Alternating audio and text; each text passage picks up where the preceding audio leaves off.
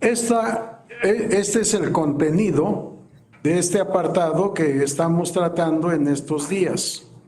Sistema probatorio en materia electoral, medios de prueba en materia electoral, reglas de la prueba en materia electoral, qué y cómo se debe probar en materia electoral, circunstancias de tiempo, modo y lugar, la sana crítica en materia electoral, presunciones e indicios, herramientas para la valoración probatoria y control de las decisiones judiciales sobre los hechos. Me parece que es un desorden extraordinario, porque no sé cuál haya sido la intención de quien hizo el programa. Voy a tratar de, en algún momento, hacer una revisión de todo el programa y reelaborarlo, porque hay varias ocurrencias o varios temas desordenados que espero poder ordenar.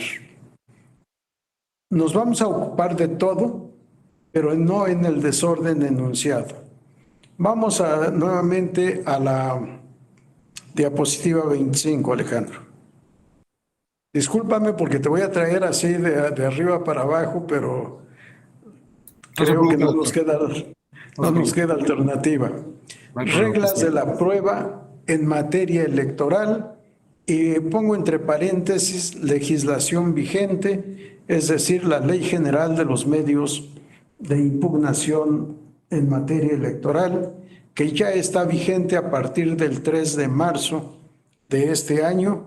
Habíamos dicho publicarla en los primeros minutos del día 2. Adelante, Francisco. Pues es la vigente, pero también es lo mismo de la legislación pasada, es lo que habíamos comentado también el día viernes, que sí, es exactamente lo mismo, que nada más varía un artículo de lugar, pero en sí es el mismo texto de del capítulo, de los artículos del capítulo que corresponde a pruebas. Nada más cambiaron el orden, pero no el contenido. ¿Es cuánto? Efectivamente, Francisco, ya lo habíamos dicho, en materia de pruebas solo cambiaron el orden, repitieron los mismos errores, repitieron el mismo texto, les decía, hicieron labor de recorte y pegado. Recortaron de la llamada ley abrogada, que no la abrogaron, la copiaron y la copiaron con todos sus errores. Efectivamente, seguimos estando en los mismos artículos 14, 15 y 16. Son los mismos. Pero vamos a tratar de exponer el tema reglas de la prueba en materia electoral.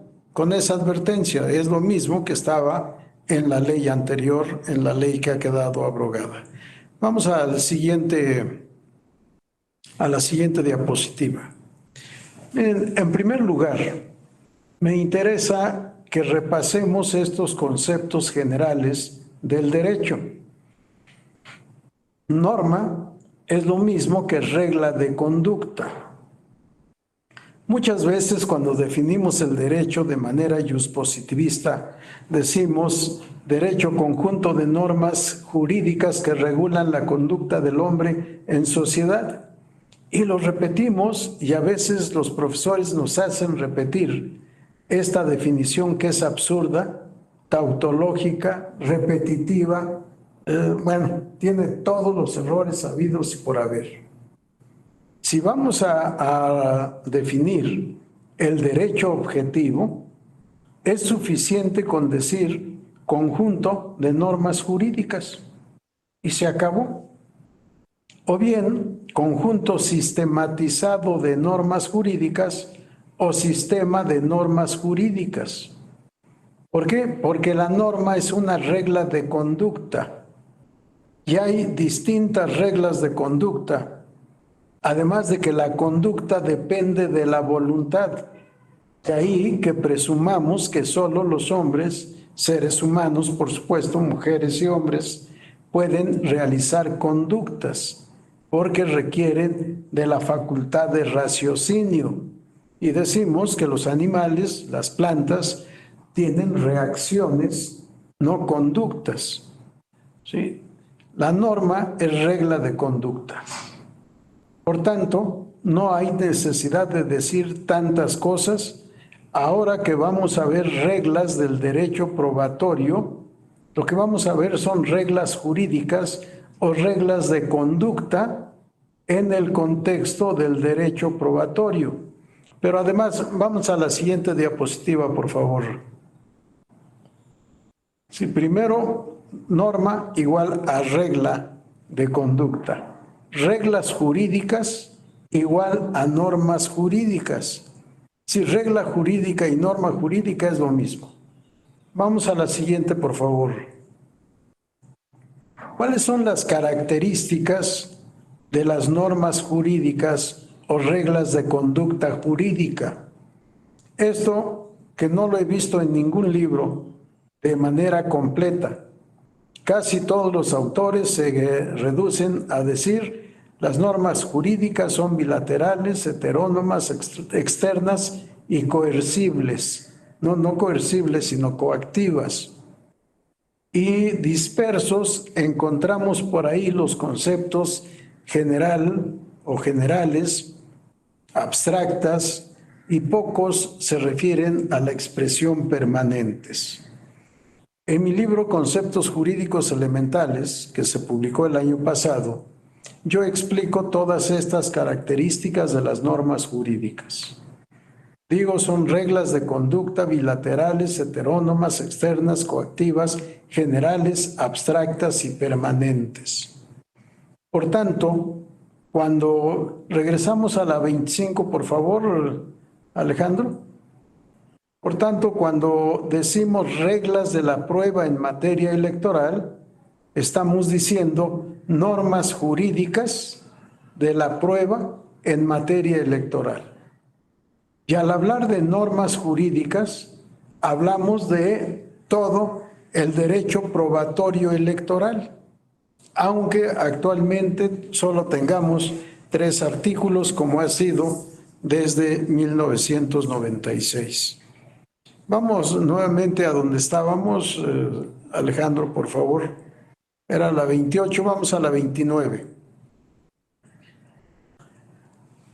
Cuando hablo del sistema probatorio electoral vigente y reglas del derecho probatorio electoral, lo que tengo que hablar es del sistema probatorio, de los medios de prueba, y aquí entrarán las presunciones e indicios. Debo hablar del procedimiento probatorio, qué y cómo se debe probar. Y aquí abordaremos estos temas de circunstancias, de tiempo, modo y lugar. Y luego viene el tema valoración de la prueba. Y en valoración de la prueba tenemos que hablar de la sana crítica, herramientas para la valoración de las pruebas. Yo jamás hablo de herramientas en derecho. Me hace sentir en mi pueblo, en el campo, con el arado, con la azada, con la pala, la coa, en fin. O bien como si estuviera en un taller mecánico, la llave, que es la Stilson, la llave española y no sé cuántas cosas más. No, jamás hablo de herramientas.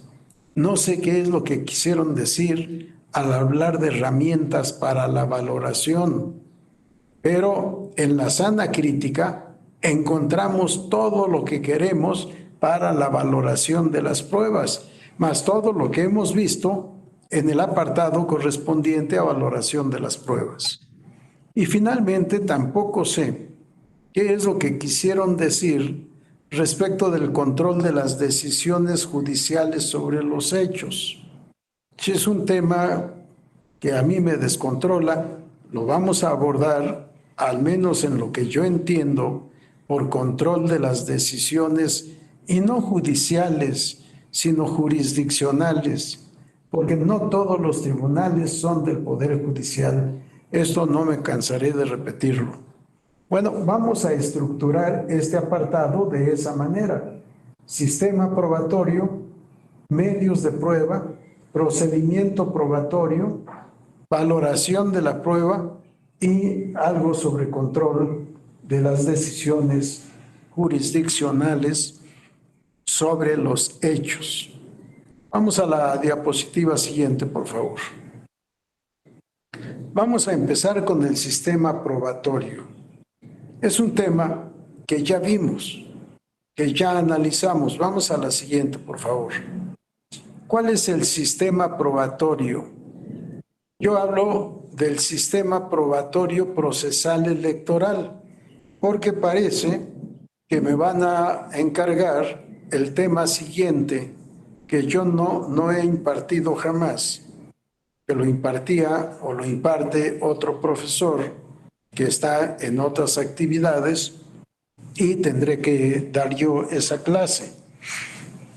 Por tanto, esto me ha llevado a la necesidad de hablar del sistema probatorio procesal electoral para ubicarnos en el contexto de la Ley General de los Medios de Impugnación en materia electoral.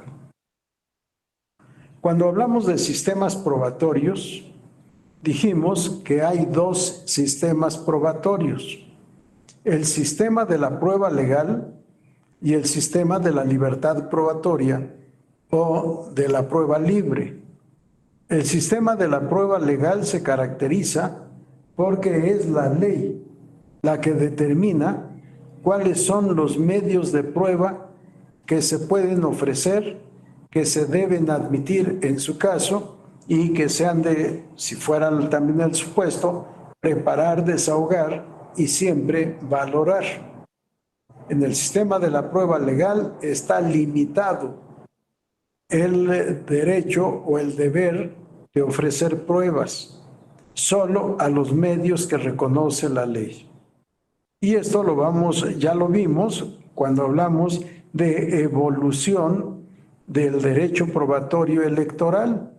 Y vimos cómo en el Código Federal Electoral de 1987 solo se podían ofrecer y admitir pruebas documentales públicas en términos del artículo 129 del Código Federal de Procedimientos Civiles.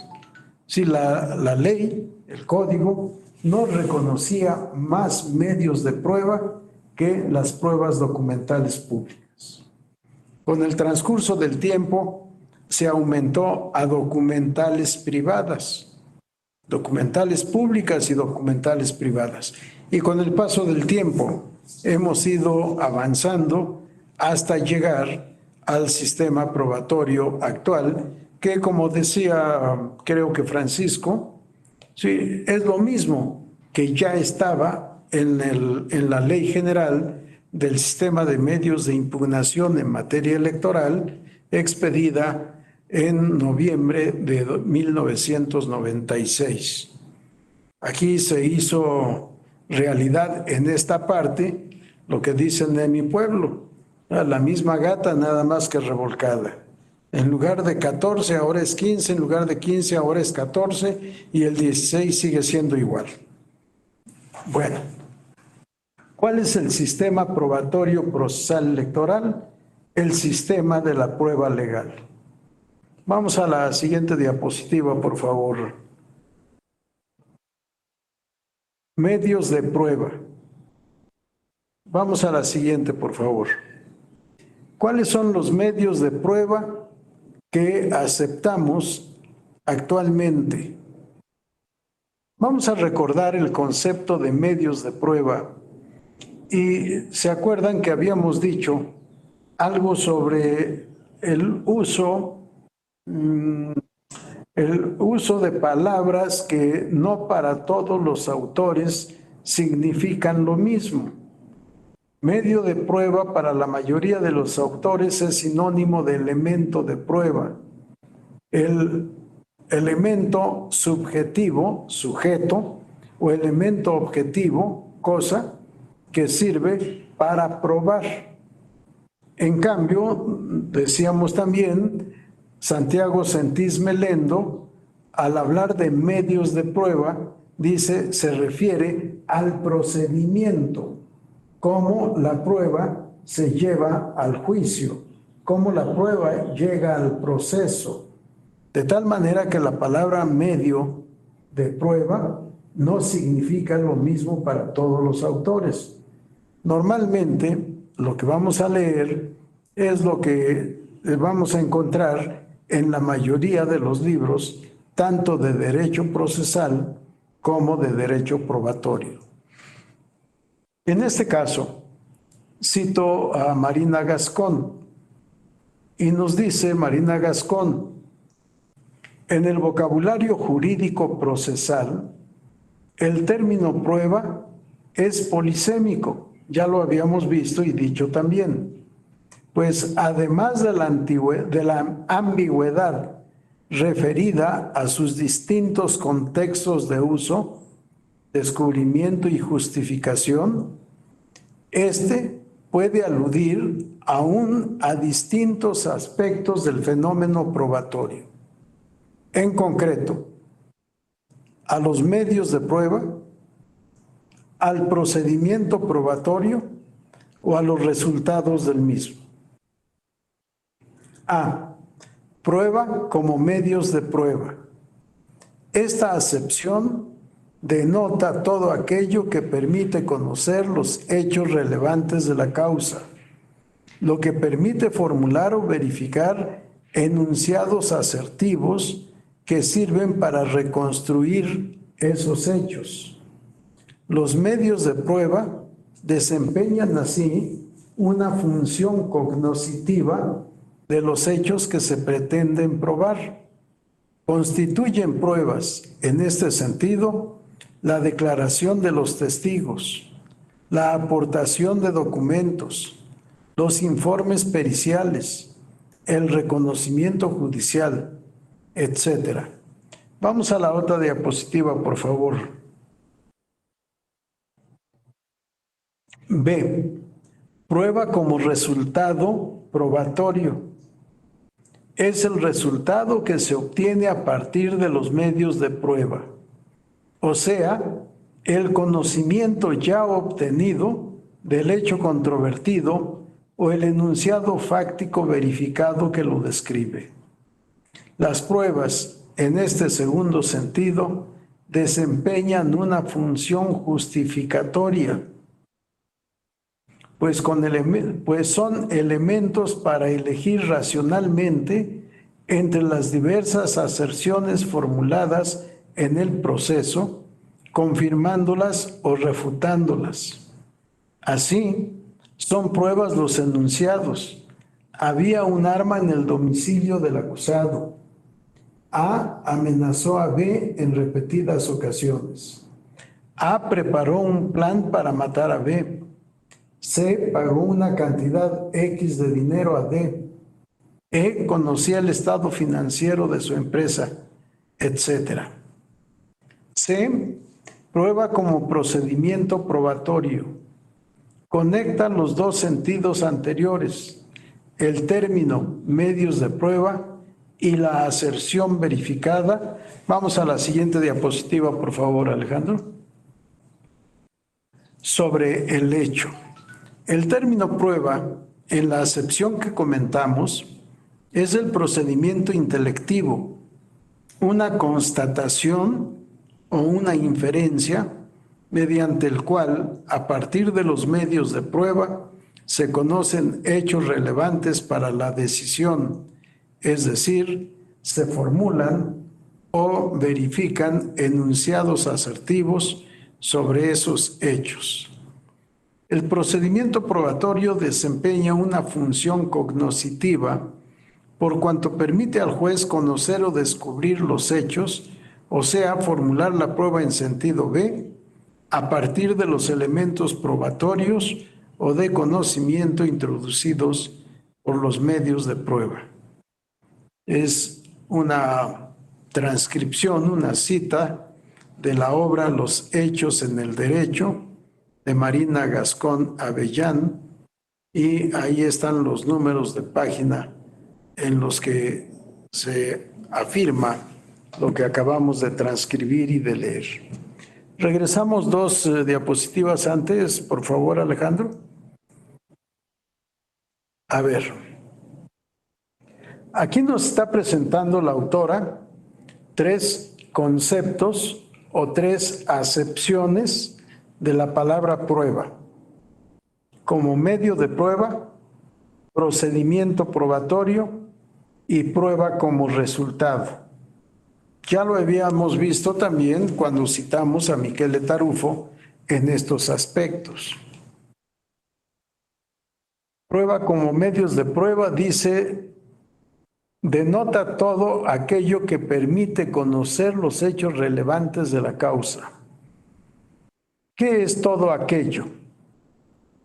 Esta acepción denota todo aquello que permite conocer los hechos relevantes de la causa. ¿Qué debemos entender aquí por todo aquello? ¿Alguien me quiere decir?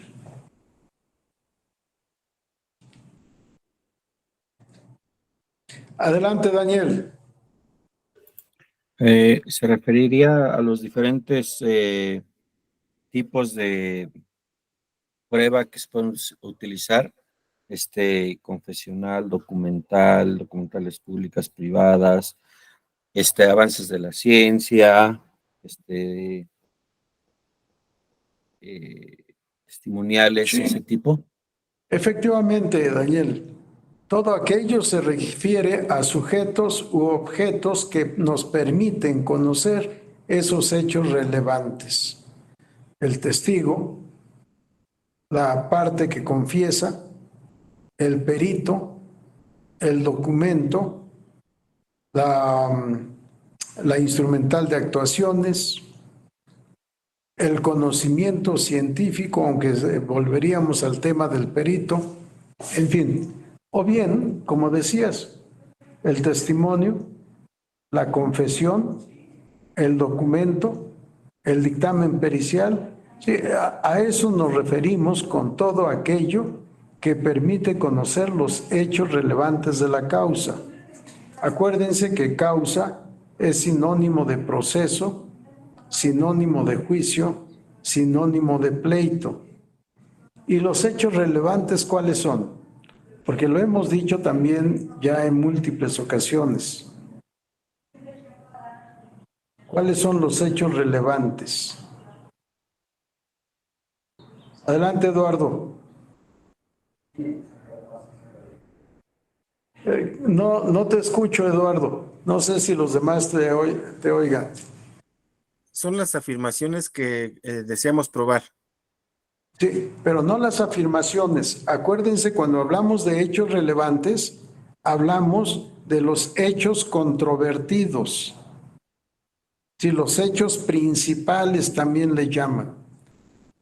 Y lo que dices, Eduardo, es cierto, muchos autores dicen no se prueban los hechos, se prueban las afirmaciones sobre hechos, pero la mayoría de los procesalistas habla de probar hechos.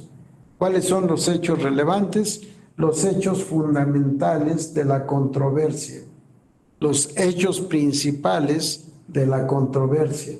Esos son los hechos relevantes y los que necesitamos probar. Es lo que permite formular o verificar enunciados asertivos que sirven para reconstruir esos hechos. ¿Qué son los enunciados asertivos?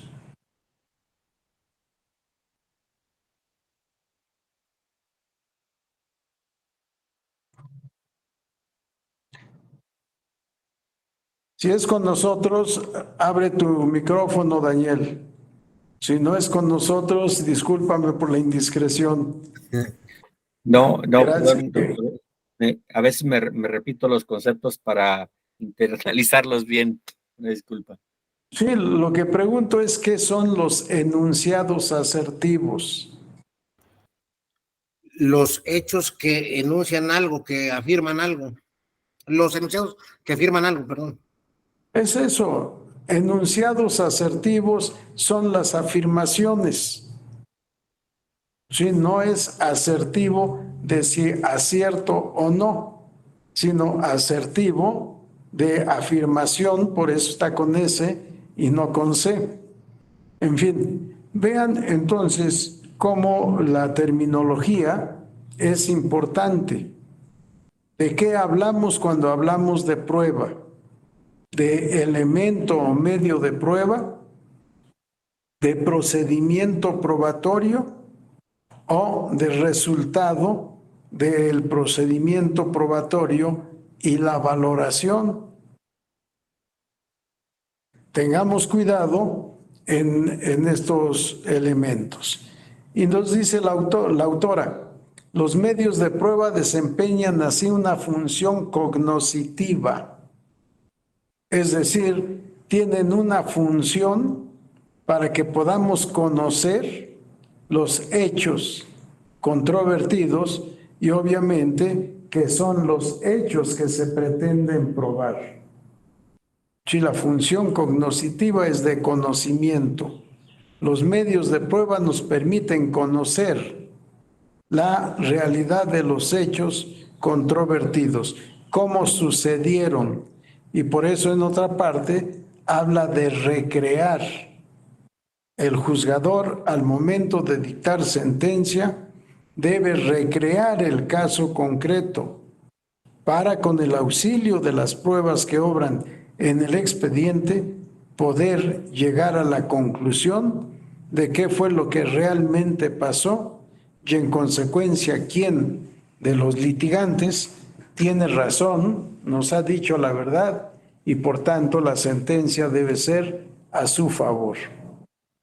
Sí, son aspectos que me parece tenemos que reiterar, tenemos que releer para poder acabar de entender el tema de la prueba, que es sumamente complejo. Vamos a las siguientes, por favor, Alejandro. Si alguien tiene alguna pregunta, adelante. Si no se detengan y esperar otro momento. Vean aquí la otra cuestión que habíamos visto. Prueba como resultado probatorio. Es el resultado que se obtiene a partir de los medios de prueba, o sea, el conocimiento ya obtenido del hecho controvertido o el enunciado fáctico verificado que lo describe. Sí, enunciado no es otra cosa que la oración. Enunciado fáctico, la expresión, oración o afirmación de un hecho positivo o hecho negativo. Sí, hecho no necesariamente viene de hacer, también puede connotar o puede significar no hacer. Así que el enunciado fáctico puede ser de hecho o de omisión. El enunciado fáctico verificado, sí, la situación de hecho que hemos constatado con los medios de prueba. Las pruebas, en este segundo sentido, desempeñan una función justificatoria.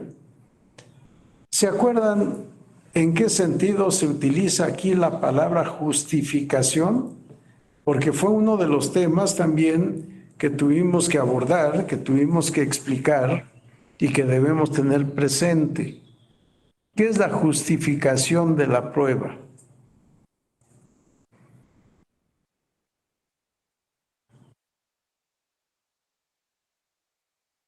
¿Alguien se acuerda que dijimos que es la justificación de la prueba?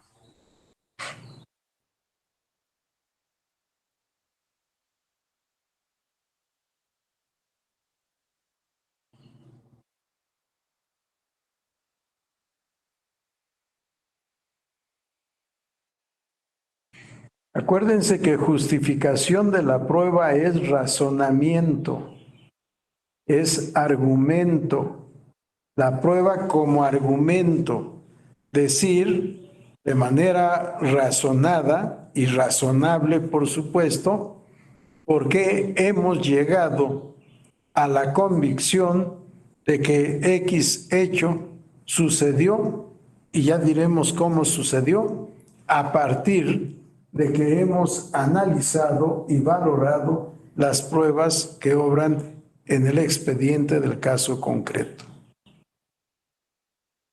Si razonamiento, argumento, no sé si no alcancé a leer ¿Alguien levantó la mano o Sí, quiere sí. participar? Adelante, Francisco.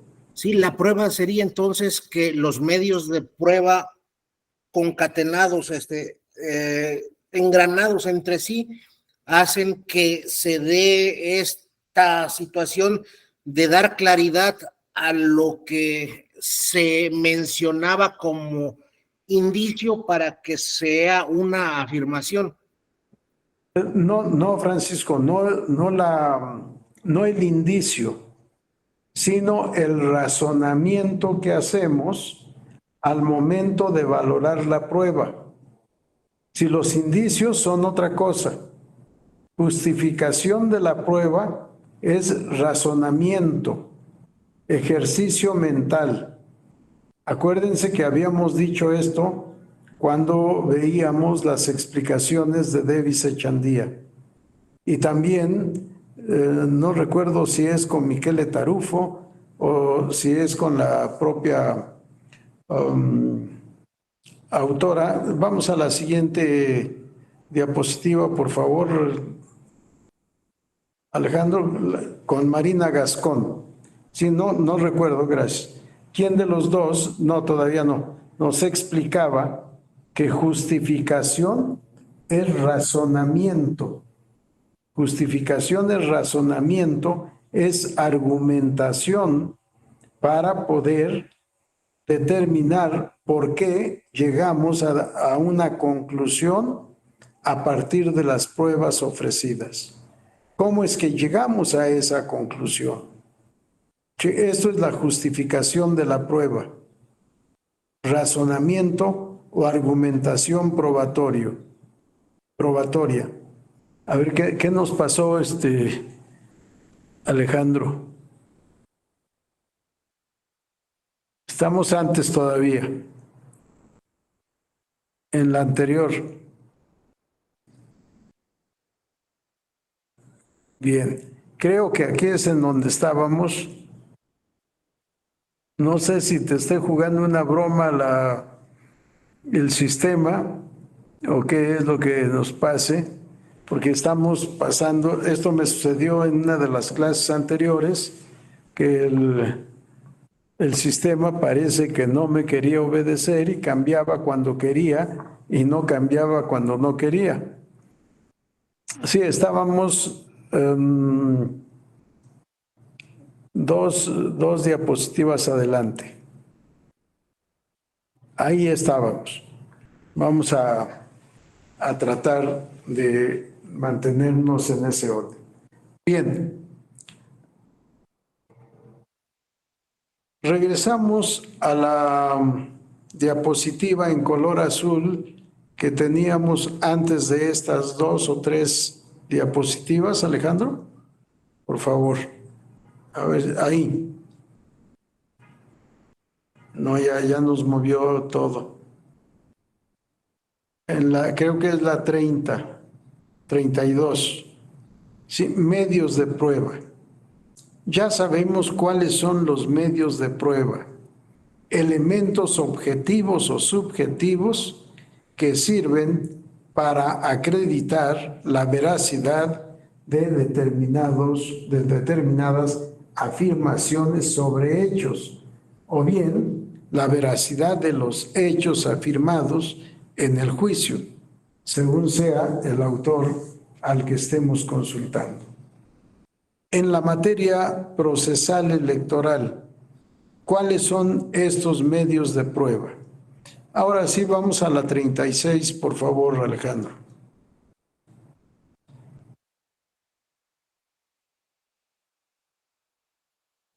No, aquí ya pasamos esta, vamos a la siguiente.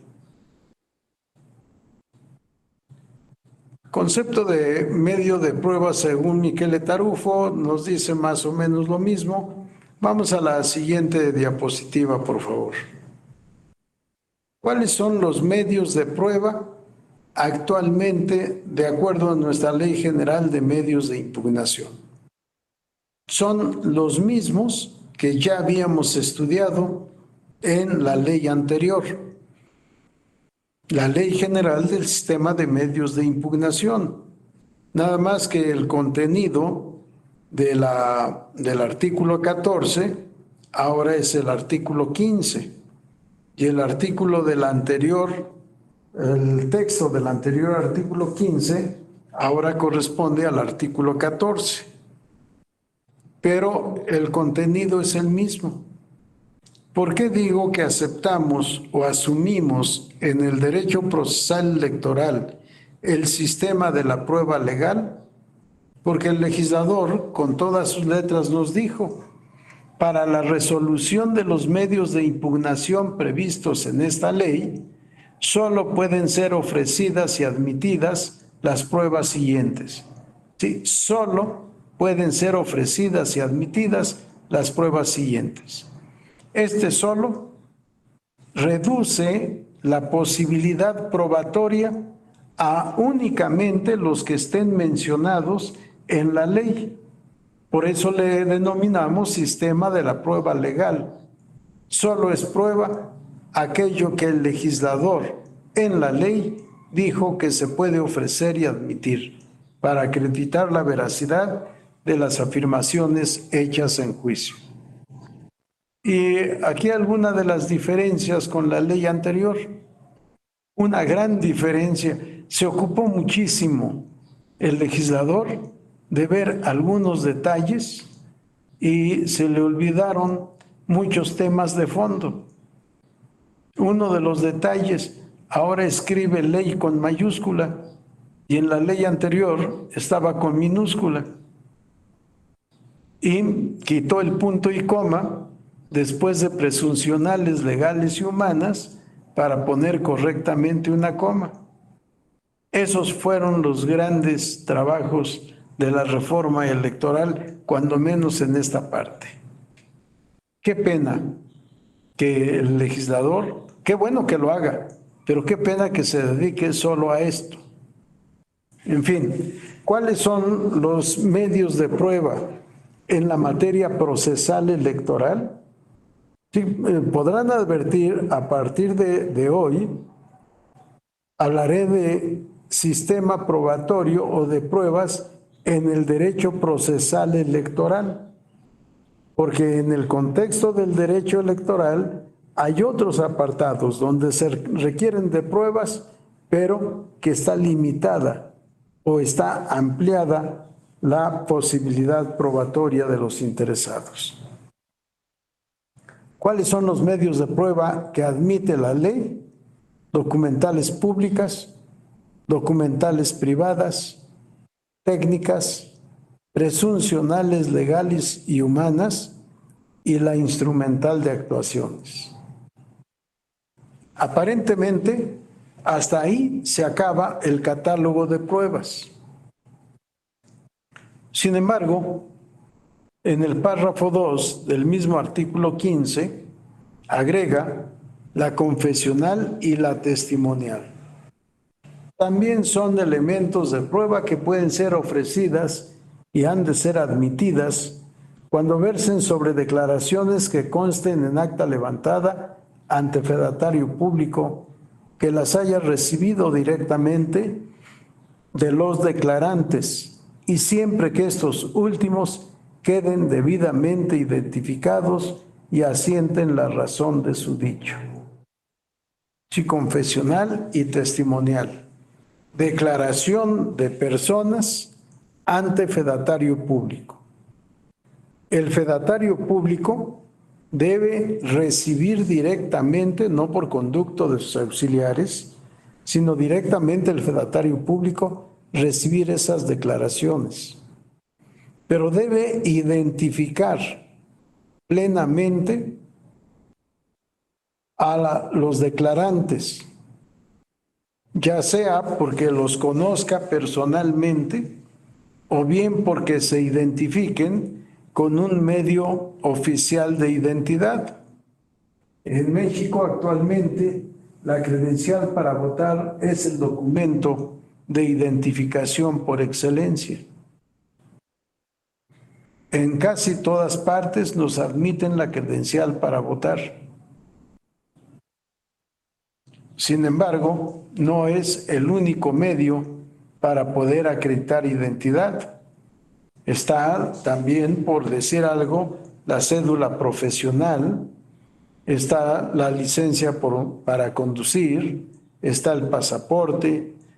En fin, en alguna ocasión yo discutí con personal de una línea aérea porque solo por fastidiar me identifiqué con mi credencial como profesor de la Facultad de Derecho de la UNAM y me dijeron lo que normalmente se dice, una identificación oficial.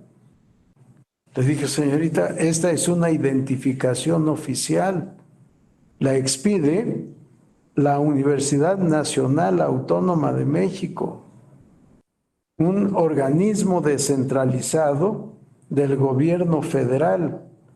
Está mi nombre, está mi fotografía, está mi número de trabajador de la universidad, en fin, y las firmas, por supuesto, que la autentican. Esta es una identificación oficial. Pues estuve discutiendo un buen rato solo porque tenía ánimo de discutir seguramente, hasta que aceptaron y pude abordar el avión sin haber presentado mi credencial del Instituto Federal o Nacional ahora electoral.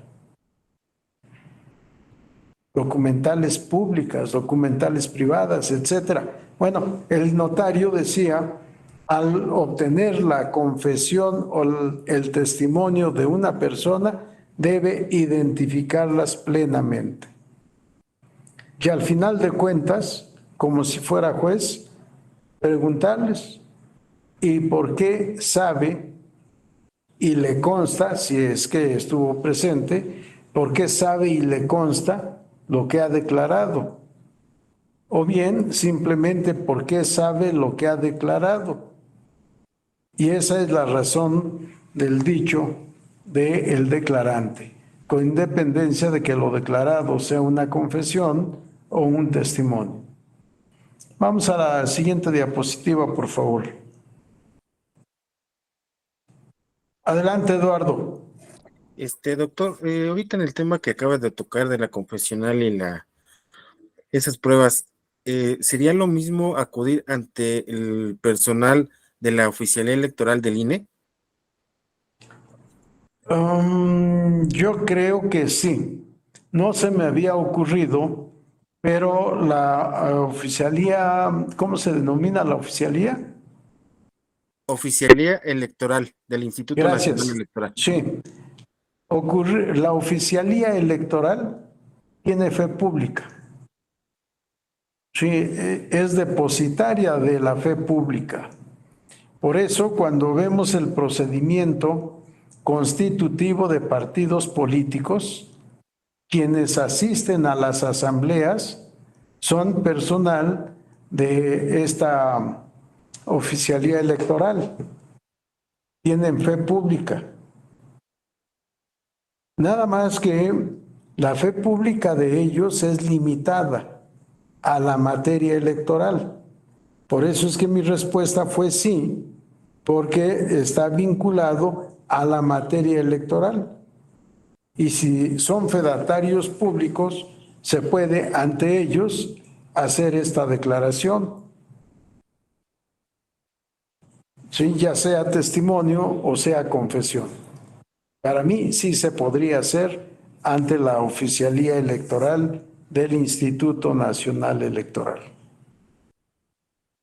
Bien, si no hay otro comentario, vemos cómo en el párrafo 3 se reitera lo que ya teníamos en la legislación anterior.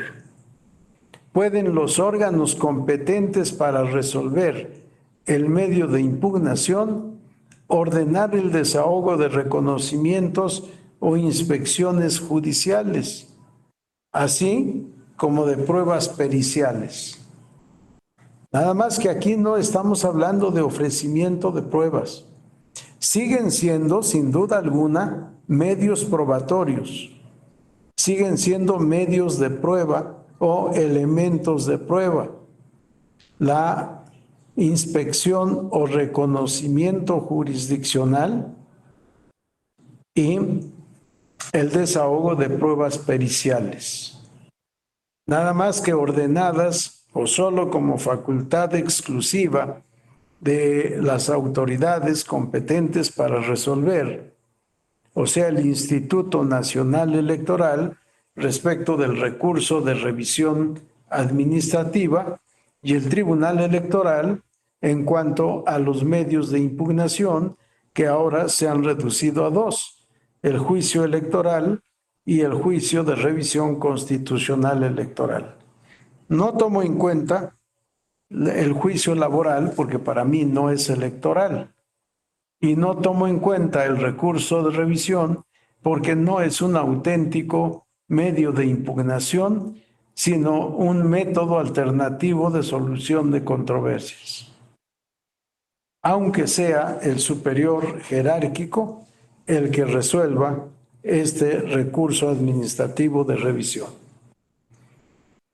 Así que la inspección judicial o jurisdiccional, como la denomino, en principio no se puede ofrecer por las partes, sino que puede ser como facultad discrecional ordenada por el tribunal.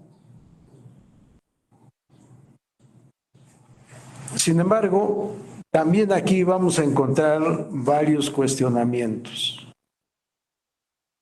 Si la autoridad competente para resolver puede ordenar una inspección jurisdiccional y no la ordena, si no pasa nada en cuanto a las reglas del debido proceso, porque es una facultad discrecional que puede o no ejercer.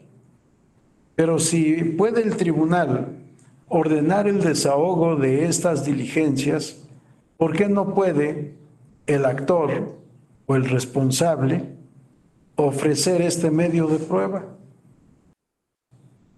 ¿Cuál es la lógica jurídica, por supuesto, para no admitir la prueba cuando es ofrecida por una de las partes litigantes?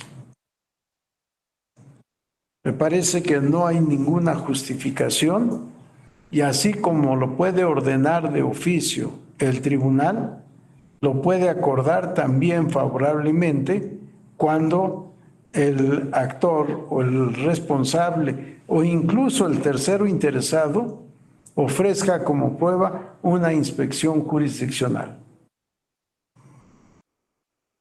En fin, nuestro catálogo continúa, pero se ve interrumpido por este párrafo 4 del artículo 15, que describe cuáles son las pruebas documentales públicas que ya habíamos visto anunciadas en el párrafo 1 del mismo numeral.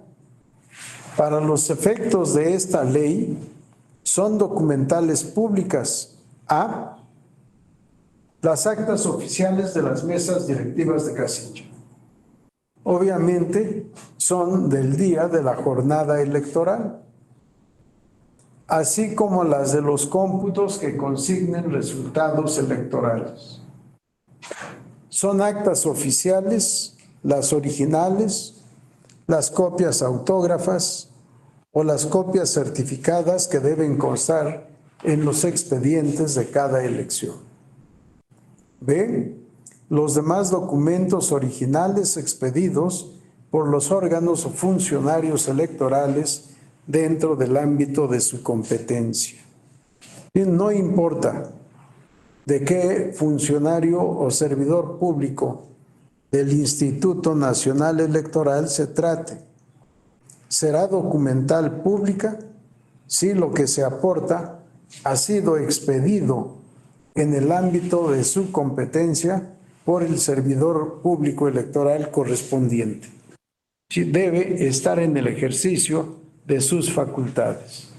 Vamos a la diapositiva siguiente, por favor. C.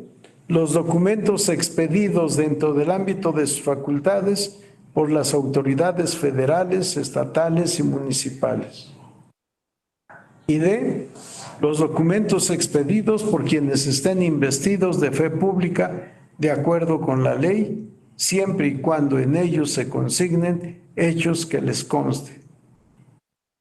Si no importa ante qué persona investida de fe pública ocurrimos o recurrimos, con tal de que conforme a la ley tenga fe pública, con eso es suficiente para que puedan otorgar este tipo de actuaciones procesales o con efectos procesales. Todo aquel que esté investido de fe pública. Los secretarios, decíamos, los secretarios de acuerdos están investidos de fe pública. Sin embargo, el secretario, por regla, no puede actuar por sí mismo. Debe actuar siempre por acuerdo del juez o magistrado titular de la función correspondiente en el lugar donde preste sus servicios el secretario. El secretario solo no puede actuar. Siempre tiene que ser junto con el juez o magistrado correspondiente. Después de enumerar lo que el legislador consideró pruebas documentales públicas, nos dice en el párrafo 5 el legislador: son documentales privadas todos los demás documentos o actas que aporten las partes, siempre que resulten pertinentes y relacionados con sus pretensiones. Todos los demás documentos o actas que aporten las partes serán documentales privadas. Si el catálogo de documentales públicas se agotó en la enumeración que hizo el legislador en el párrafo 4. En el párrafo 5, todo lo que no es público es privado. Pero también tenemos, después de esta interrupción de los párrafos 3, 4 y 5, tenemos la enumeración otra vez de los medios de prueba que se pueden ofrecer y se han de admitir por el tribunal. El párrafo 6 del artículo 15 establece: son pruebas técnicas las fotografías, otros medios de reproducción de imágenes y en general todos aquellos elementos aportados por los descubrimientos de la ciencia que puedan ser, cambiamos de diapositiva, que puedan ser desahogados sin necesidad de peritos o instrumentos, accesorios, aparatos o maquinaria que no estén al alcance del órgano competente para resolver. En estos casos, el aportante deberá señalar concretamente lo que pretende acreditar, identificando a las personas, los lugares y las circunstancias de modo y tiempo que reproduce la prueba. Volvemos a esto, vamos al párrafo 7. La pericial puede ser ofrecida y admitida en aquellos medios de impugnación no vinculados al proceso electoral y a sus resultados, siempre y cuando su desahogo sea posible en los plazos legalmente establecidos. Para su ofrecimiento deben cumplirse los siguientes requisitos. Vamos a la siguiente diapositiva, por favor. A. Ser ofrecida junto con el escrito de impugnación. Ya decíamos en otra oportunidad, no es junto con el escrito, ser ofrecida en el escrito de impugnación. Claro, se puede ofrecer también por separado. Nada impide que así suceda, pero en la práctica, al redactar nuestra demanda, como actores obviamente, tenemos un capítulo de antecedentes, un capítulo de consideraciones jurídicas para poder obtener sentencia favorable, un capítulo de pruebas y uno más de puntos petitorios. Es como normalmente estructuramos una demanda y la contestación de demanda debe ser similar, de tal manera que tiene las mismas partes el escrito de contestación de demanda que el escrito de demanda. No se debe decir entonces ser ofrecida junto con el escrito, sino ser ofrecida en el escrito o en documento anexo.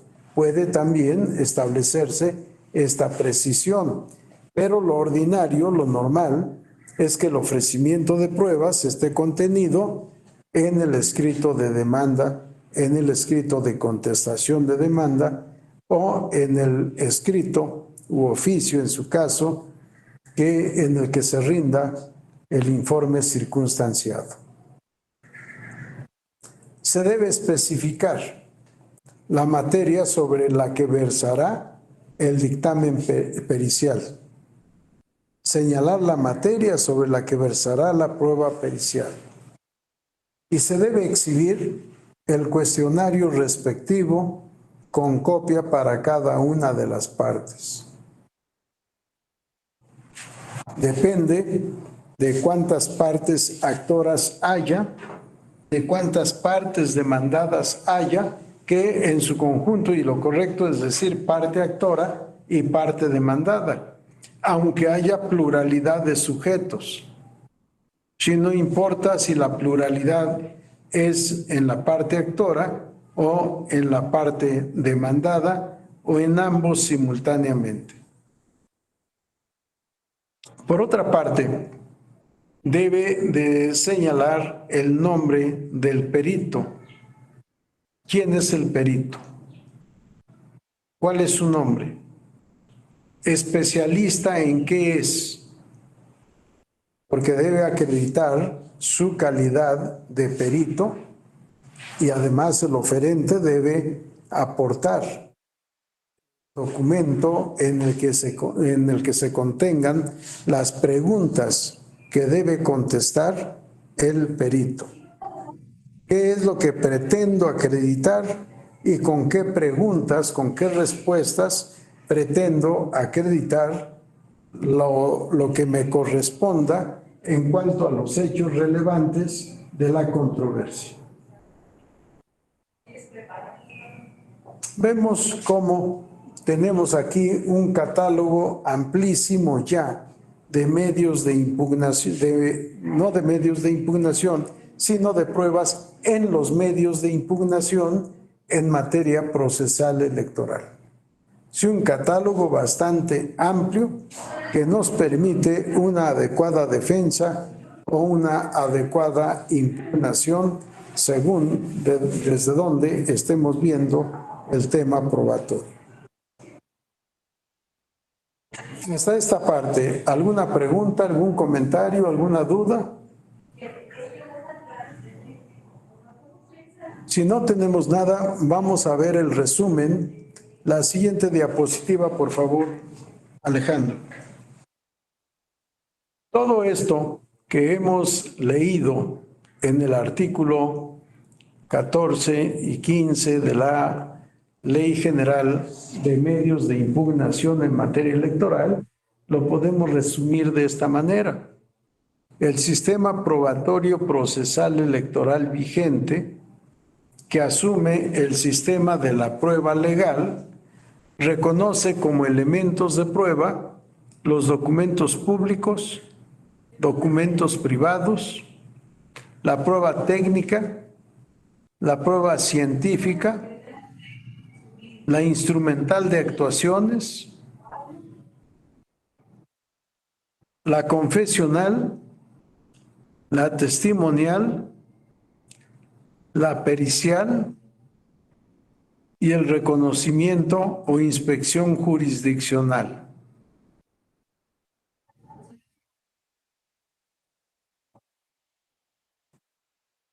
dejado al final la presunción legal y la presunción humana. Para mí, no son medios de prueba. La presunción legal es norma jurídica. La presunción legal la hace el legislador y la vacía en una norma jurídica. Por eso se denomina presunción legal, lo que presume cierto el legislador. Por tanto, es norma jurídica. Y al ser norma jurídica, es parte del derecho objetivo. Es el derecho que debe conocer el tribunal o el órgano juzgador en términos generales. Por tanto, no es necesario invocar esa prueba presuncional legal, que no es prueba. Pero por otra parte, ¿qué sucede si el interesado, vamos a pensar el actor, no ofrece la prueba presuncional? Está obligado el tribunal, está obligado el juzgador a tomar en cuenta esa presunción legal no invocada por el actor. Pregunta.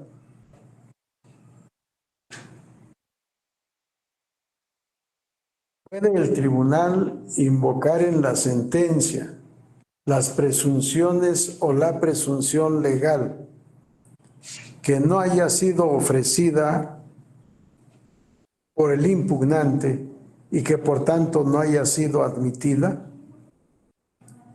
¿Puede el tribunal invocar esa presunción o esas presunciones legales?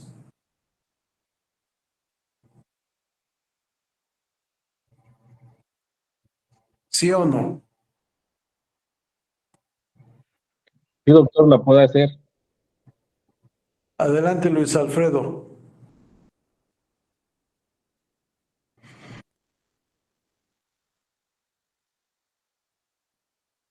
No tiene micrófono. ¿Quieres escribir nuevamente tu respuesta?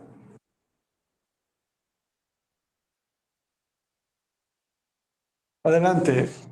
O no sé si formulaste pregunta porque no alcancé a leer. Dice, nunca he visto que algún juez cite una presunción legal. Mal hecho. Los jueces deben conocer el derecho que van a aplicar. Y si la presunción legal es una norma jurídica, tienen que aplicarla necesariamente. Permítanme ver si traigo, o ustedes ayúdenme a buscar la Ley General de Medios de Impugnación en materia electoral en las reglas relativas al trámite de los medios de impugnación. Está por el artículo 18 o 19 de la Ley de Medios, que establece una presunción legal y que el tribunal tiene el deber de conocer y en su caso de aplicar. Déjenme ver si por aquí está.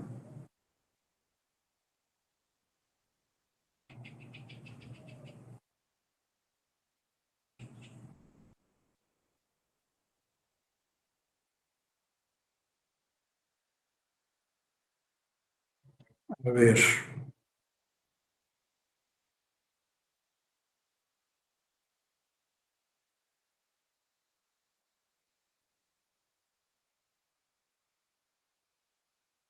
Aquí está. Miren, el artículo 19, párrafo 1, inciso C, establece, recibida la documentación a que se refiere el artículo anterior, la Sala competente del Tribunal Electoral del Poder Judicial de la Federación realizará los actos y ordenará las diligencias que sean necesarias para la substanciación de los expedientes, de acuerdo con lo siguiente. Les digo que el legislador en verdad me da pena. No sé si no tengan abogados que los asesoren. Repite con alguna frecuencia Tribunal Electoral del Poder Judicial de la Federación. ¿Para qué tanta repetición? Si pudo haber hecho un catálogo de expresiones al principio de esta ley. Cuando se diga Tribunal Electoral, se entiende Tribunal Electoral del Poder Judicial de la Federación. Nos ahorramos palabras, nos ahorramos letras y no sé cuántas cosas más nos ahorremos. Pero dice, en cuanto al informe circunstanciado, si la autoridad u órgano partidista no lo envía dentro del plazo de 24 horas contadas, una vez fenecido el plazo para la presentación de los escritos de terceros interesados, el medio de impugnación se resolverá con los elementos que obren en autos y se tendrán como presuntivamente ciertos los hechos constitutivos de la violación reclamada, salvo prueba en contrario. Lo anterior sin perjuicio de la sanción que deba ser impuesta de conformidad con el presente ordenamiento y las leyes aplicables. ¿Qué pasa si no se rinde el informe circunstanciado? Según lo que nos dijo el legislador.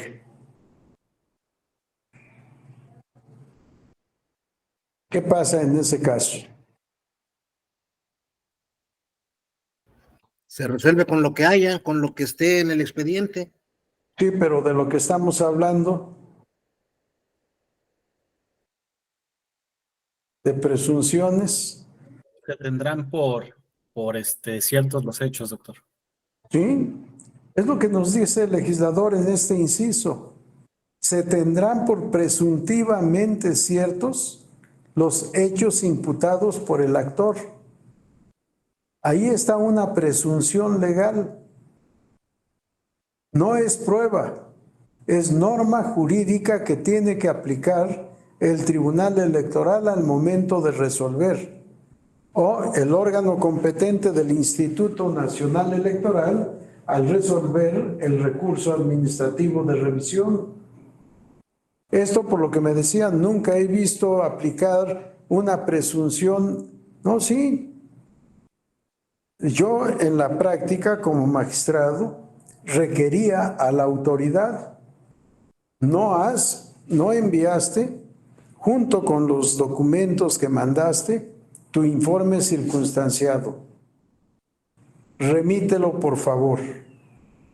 Bajo apercibimiento que de no hacerlo, se tendrán por presuntivamente ciertos los hechos imputados por el actor. Claro, debemos de tener cuidado también en la otra parte. Nos dice el legislador, salvo que con las constancias de auto se compruebe lo contrario. ¿Sí? Aquí hay una presunción legal y no necesita invocarla el actor o el tercero interesado o el coadyuvante para que el tribunal aplique.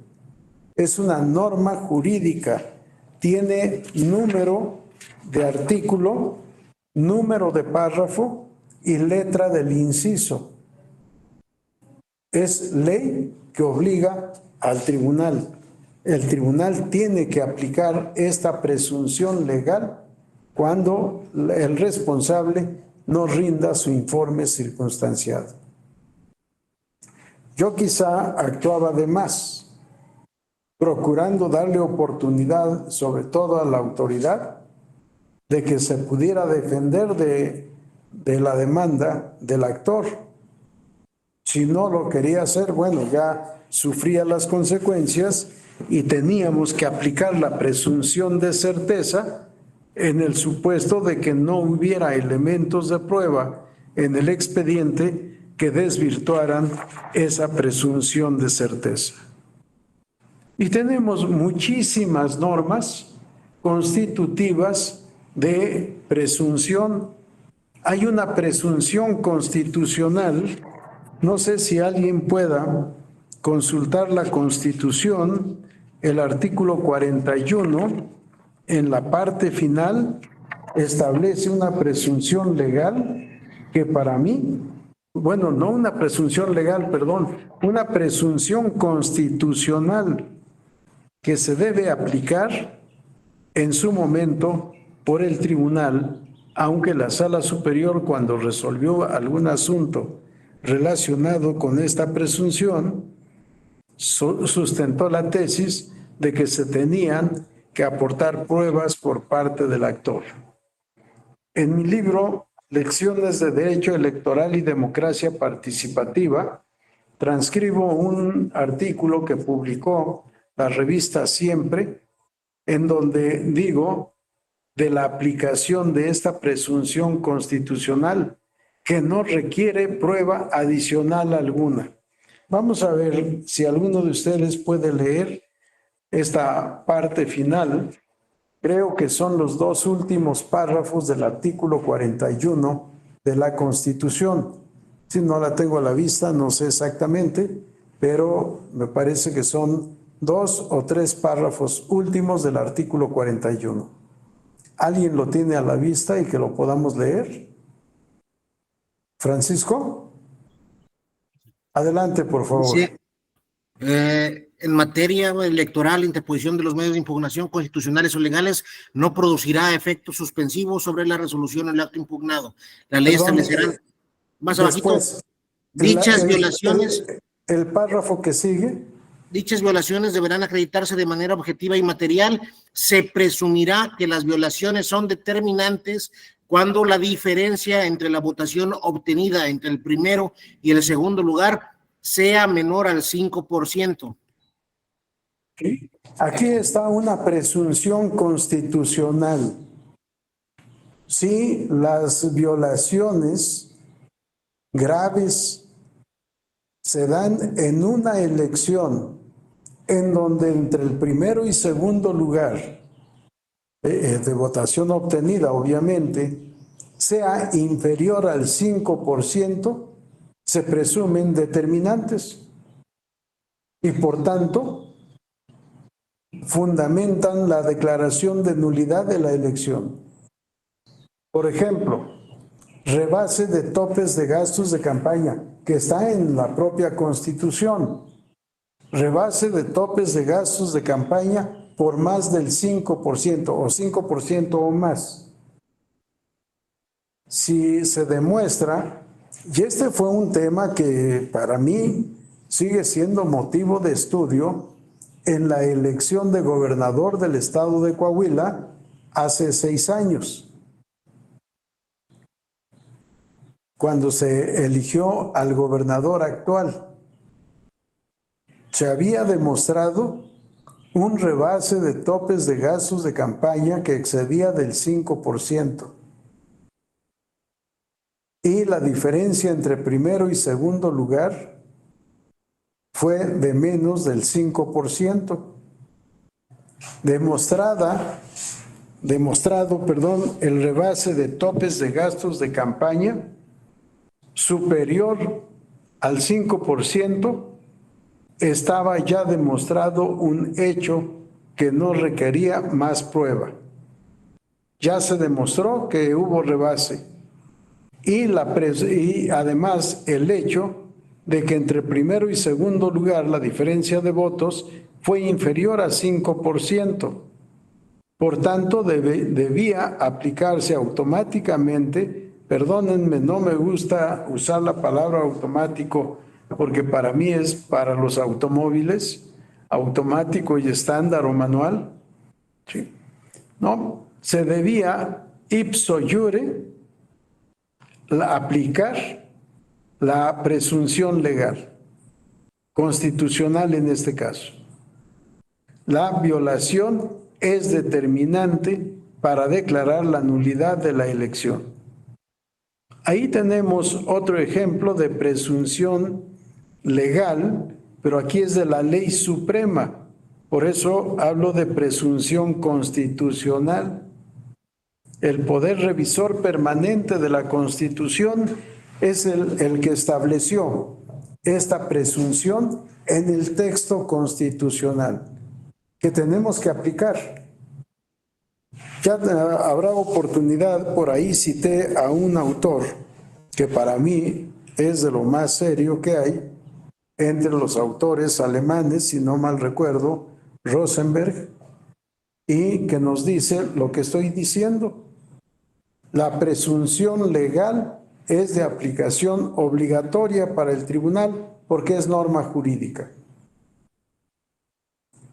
¿Cuál es la presunción humana? La presunción humana es la presunción a la que llega el juzgador. La inferencia, nos dicen los autores, y me parece que así lo leíamos también con Marina Gascón. La inferencia que hace el juzgador para tener por probado un hecho o una afirmación sobre hechos relevantes del juicio. Esta presunción no es una presunción ni es una prueba. En realidad es la conclusión, sí, no el razonamiento, Francisco, sino la conclusión a la que llega el juzgador. La conclusión, la inferencia, sí, la parte final después de haber valorado las pruebas. Eso es para mí la presunción, presunción de certeza, presunción de verdad. En contrapartida, por supuesto, presunción de falsedad de la contraparte. Sí, pero a esta presunción humana se llega después de haber recreado el caso, analizado las pruebas, valorado las pruebas, se llega a la conclusión que no es otra cosa que el sentido de la sentencia. Por tanto, la presunción humana tampoco es prueba.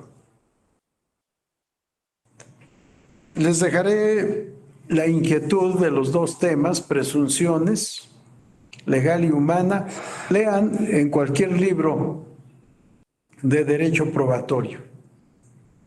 A ver a qué conclusiones llegan ustedes y si hay oportunidad, lo platicaremos en su momento. Creo que ese momento puede ser cuando abordemos otro tema sobre la prueba en otros procedimientos electorales. Ahí tendremos oportunidad de hacer más precisiones sobre estos temas que hemos estado viendo. Hasta esta parte, ¿algún comentario, alguna duda, observación, crítica, lo que quieran? Sí, con toda libertad.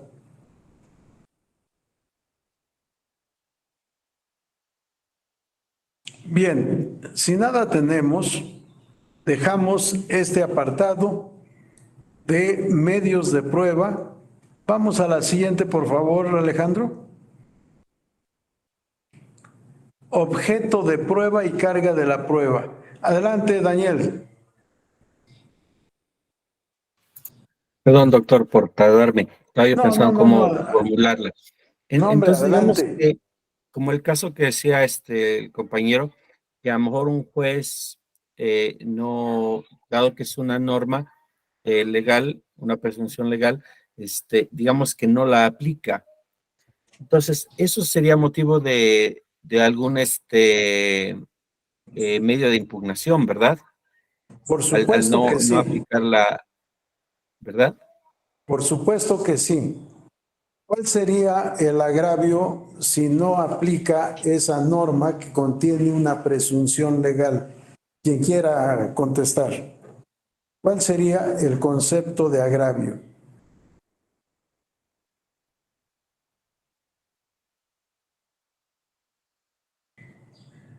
Ah, claro que sí, una violación al debido proceso, pero algo más concreto.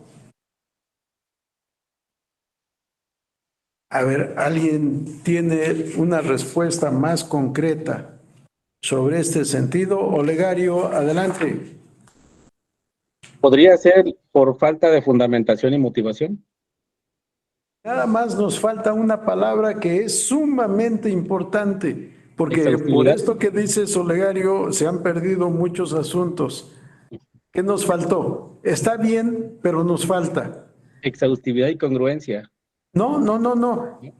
Tienes razón, pero es adecuada fundamentación y motivación Indebida. o indebida. No sé si usaste la palabra entonces y yo no escuché. Indebida Sí. fundamentación y motivación. Claro, sí. Sí. A ver, vamos a ver permítame un segundo para ver en dónde hay control de luz. ¿En dónde estará el apagador? ¿Alguien sabe? Porque sí, ya me está haciendo falta la luz, no encuentro en dónde está el apagador. Pero Doctor, está en la entrada, digamos, contraria ve que hay dos puertas. La puerta sí, que está más alejada de la oficina, digamos, de la dirección, como si fuésemos hacia el otro lado. Ahí en esa puerta de entrada, ahí está un apagador.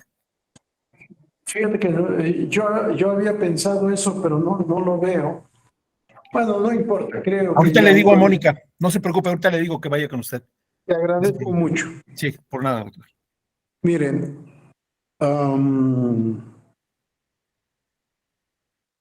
déjenme ver el artículo nada más.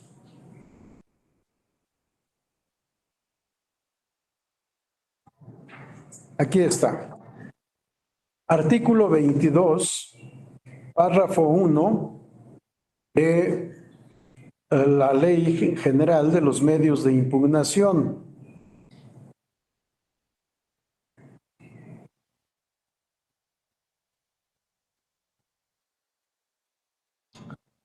Gracias, Mónica.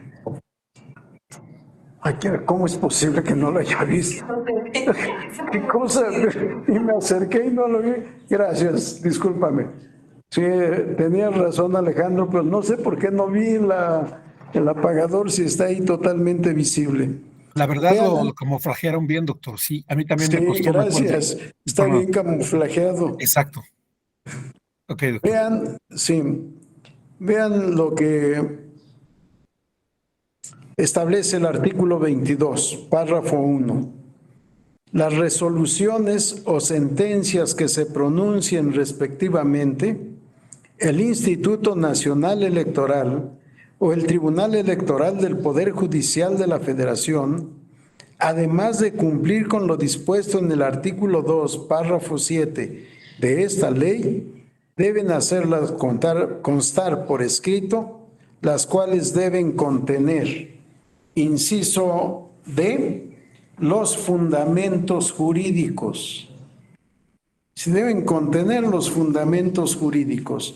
Y todavía en el artículo 23, párrafo 2, si no se señalan los preceptos jurídicos en los que se fundan las pretensiones de la actora o se citan de manera equivocada, el órgano competente del Instituto Nacional Electoral o la Sala del Tribunal Electoral del Poder Judicial de la Federación resolverán tomando en consideración los que debieron ser invocados o los que resulten aplicables al caso concreto.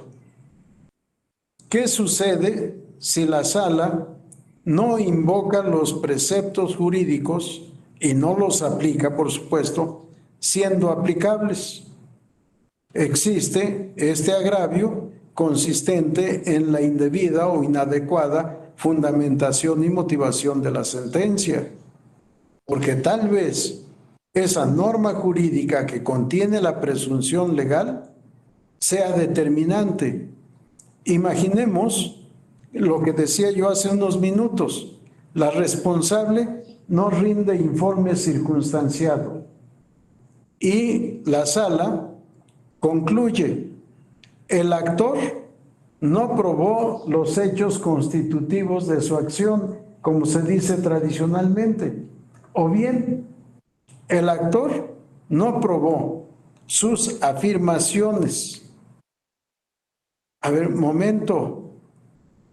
La ley establece que a falta de informe circunstanciado, tribunal, debes tener por ciertos los hechos que yo afirmé, aunque no haya aportado pruebas. La salvedad de la ley es salvo que de las constancias de autos se desprenda otra cosa. Sí, pero si no, la falta de este informe circunstanciado hace que lo afirmado por el actor se tenga por cierto. Adelante, David. Sí, doctor, bueno, lo que nos encargó usted hace un momento de investigar, Sí, para platicarlo en la próxima clase sobre esas presunciones legales y humanas, pues bueno, a título personal me refiero como a un derecho en el cual obviamente en este ejemplo que nos está mencionando, pues digo, si no se nos da esa oportunidad, aun cuando no se haya rendido dicho informe, pues ya existe esa violación a ese debido proceso. efectivamente. Por eso cuando escribieron violación al debido proceso, por supuesto que sí, pero concretamente indebida fundamentación y motivación de la sentencia que no aplica esta presunción que puede ser determinante. Sí, son temas que debemos tener mucho cuidado y que pueden cambiar el sentido de una sentencia si aplicamos como debe ser la legislación y por supuesto la jurisprudencia. No sé si quedó contestada tu pregunta, Daniel. Sí, sí, doctor, muchas gracias. Gracias, al contrario. Gracias. Bien, el otro tema, objeto de prueba y carga de la prueba. Sí, porque estamos viendo reglas del derecho probatorio procesal electoral. ¿Qué es lo que se debe probar y quién debe probar? Vamos a la siguiente diapositiva, por favor, Alejandro. La respuesta ya la habíamos visto en sesiones anteriores cuando hablamos de las reglas generales de la prueba y la valoración de la prueba. ¿Qué se prueba? Y les decía, este trabajo de corte y pegado, si copiaron lo mismo que estaba ya en el artículo 15 y no tuvieron la tingencia de corregir. Son objeto de prueba los hechos. Bueno, sí, corrigieron, pero si hacen el comparativo, verán qué fue lo que corrigieron. ¿Serán objeto de prueba o son objeto de prueba los hechos controvertibles? Debieron haber corregido los hechos controvertidos, no los controvertibles. Los controvertibles no controvertidos no son objeto de prueba. Sí, para que haya la necesidad de la prueba, tenemos necesidad de la controversia. El presupuesto de la carga probatoria es la existencia de hechos controvertidos o afirmaciones sobre hechos controvertidos. No son objeto de prueba. Lo que corrigieron, si no mal recuerdo, el texto de la ley anterior era no serán objeto de prueba. Y corrigieron no son objeto de prueba el derecho. Ya habíamos invocado la Convención Interamericana sobre prueba del derecho extranjero. Ya invocamos los artículos 86 y 86 bis del Código Federal de Procedimientos Civiles de aplicación supletoria en el proceso electoral que establece la prueba de los usos y costumbre, la prueba del derecho consuetudinario. Y aquí, en 2023, siguen repitiendo que no son objeto de prueba el derecho, los hechos notorios o imposibles de aquellos que hayan sido reconocidos. En fin, objeto de prueba, hechos controvertidos, prueba, objeto de prueba, derecho jurisprudencial, derecho consuetudinario y derecho extranjero. El que afirma está obligado a probar. También lo está el que niega cuando su negación envuelve la afirmación expresa de un hecho. Estas normas nos dan respuesta a las preguntas: ¿qué se prueba y quién debe probar? Vamos a la siguiente diapositiva, por favor, Alejandro. Esto que mencionamos o que menciono son objeto de prueba o de la prueba procesal por regla las afirmaciones o negaciones de las partes litigantes sobre hechos jurídicos lato sensu motivo de controversia. Excepcionalmente, son objeto de prueba las afirmaciones o negaciones de los litigantes sobre la existencia, vigencia y aplicación de normas jurídicas de derecho consuetudinario, derecho jurisprudencial o derecho extranjero. No son objeto de prueba en el proceso los hechos no controvertidos, tampoco los hechos notorios, ni los hechos imposibles jurídica o físicamente. Los hechos no controvertidos puede ser porque están reconocidos o simple y sencillamente porque al actor se le olvidó, omitió establecer controversia al respecto. Con independencia de cuál sea su causa, siendo hechos no controvertidos, no requieren de prueba. E insisto también en la palabra litigantes, porque digo partes litigantes. Los litigantes no son los abogados. Los litigantes son actor y demandado, por regla. En donde exista tercero interesado, también es litigante. Y el coadyuvante también es litigante. Pero las partes litigantes principales son actor y demandado. Ellos son los que tienen que aportar pruebas para acreditar la veracidad de sus afirmaciones sobre los hechos controvertidos, hechos principales, hechos relevantes. También se usan estas expresiones. Vamos a la diapositiva siguiente, por favor, Alejandro. ¿Cómo se debe probar? Circunstancias de tiempo, modo y lugar. Vamos a la siguiente.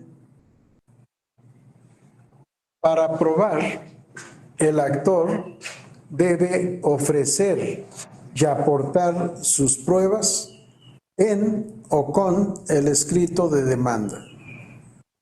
El artículo 9 de la Ley General de los Medios de Impugnación en materia electoral establece, entre otros aspectos, los medios de impugnación deben presentarse por escrito. Los medios de impugnación no se presentan. Los medios de impugnación se promueven. Los medios de impugnación deben promoverse, es lo que debería de decir el legislador, pero repitió el error que ya estaba en la ley de 96. Los medios de impugnación deben presentarse por escrito ante la autoridad u órgano partidista señalado como responsable de la resolución o acto impugnado y debe cumplir con los requisitos siguientes. C. Acompañar el o los documentos necesarios para acreditar la personería de la persona promovente. Perdón, pero así está la ley. E. Mencionar de manera expresa y clara los hechos en que se basa la impugnación, los agravios que cause la resolución o el acto impugnado y los preceptos presuntamente violados. F. Ofrecer y aportar las pruebas dentro de los plazos para la interposición o presentación de los medios de impugnación. Vamos a la siguiente, por favor, Alejandro. Previstos en la presente ley.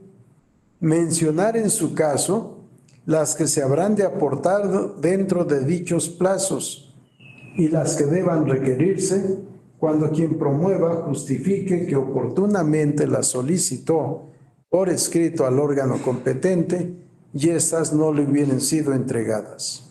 Y G. Hacer constar el nombre y firma autógrafa del promovente. Regresamos, por favor, Alejandro, a la diapositiva anterior, no, a la anterior.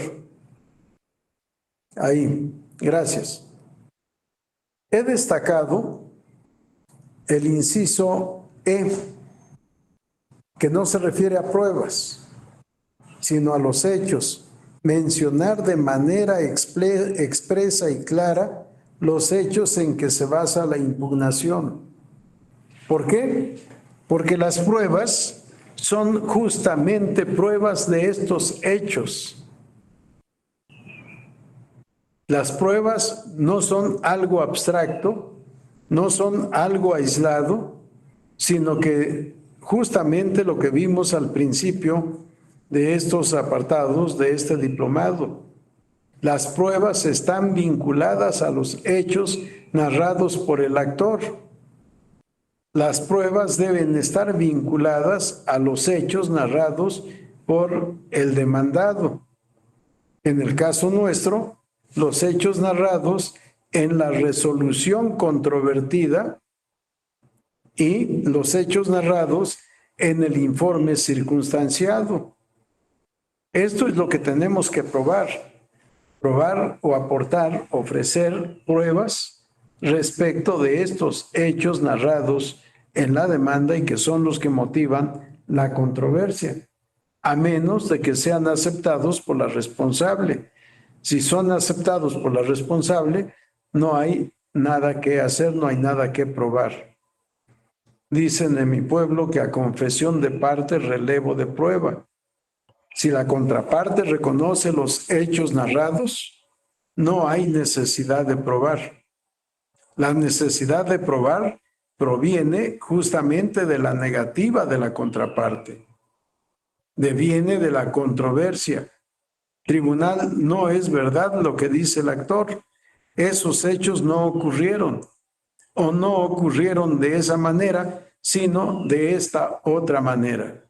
Yo explico cómo ocurrieron los hechos, pero una vez hecha esta exposición, debo aportar las pruebas para acreditar que me asiste la razón.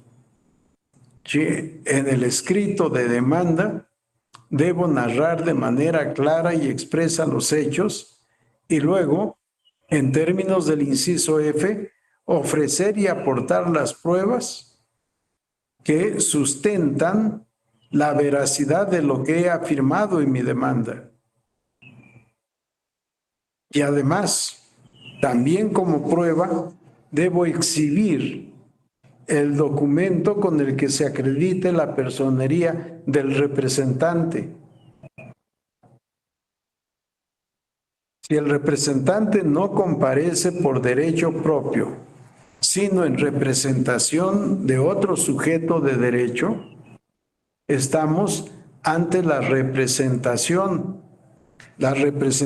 como institución jurídica que permite a una persona capaz o incapaz actuar por conducto de otra persona plenamente capaz. Cuando decimos capaz o incapaz, persona o sujeto de derecho con capacidad de goce y de ejercicio, es decir, con la posibilidad de llevar a cabo actos jurídicos válidos.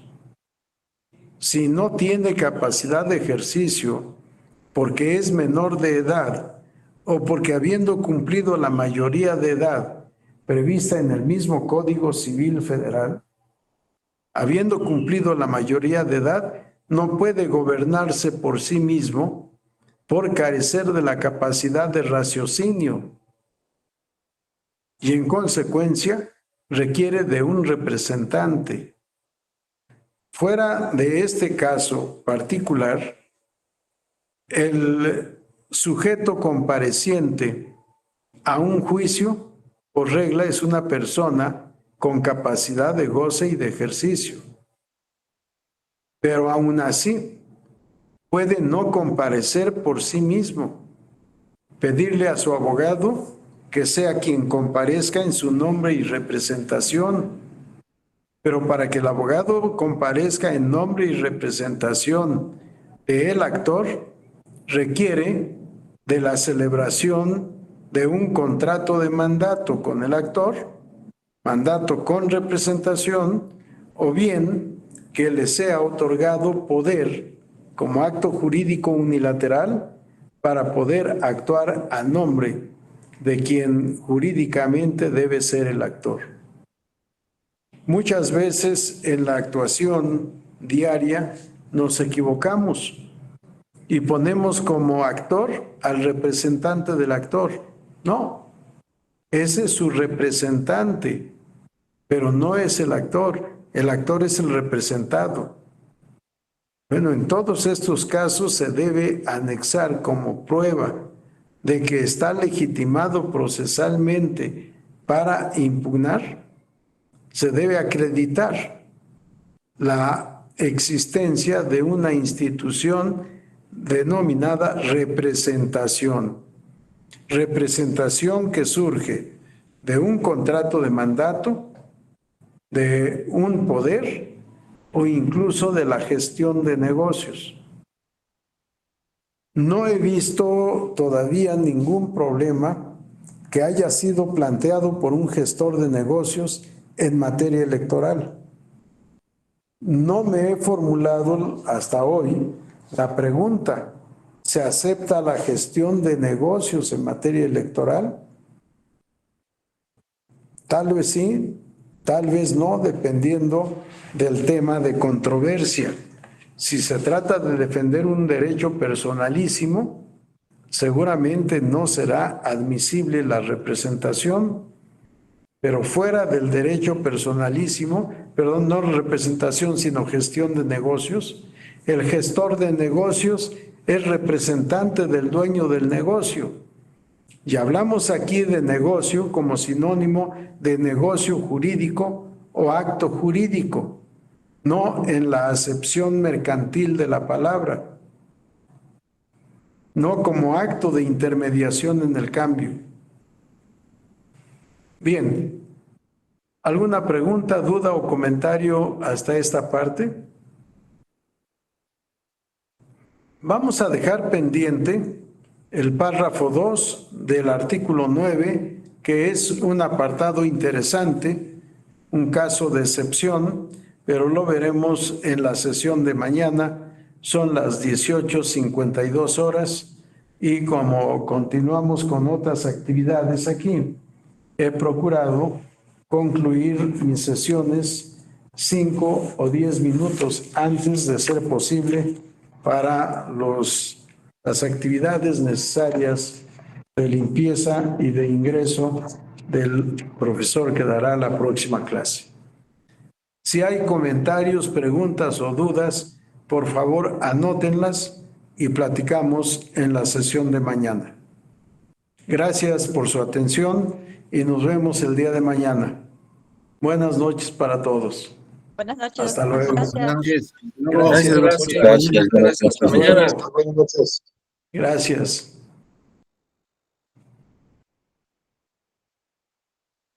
Gracias, Alejandro.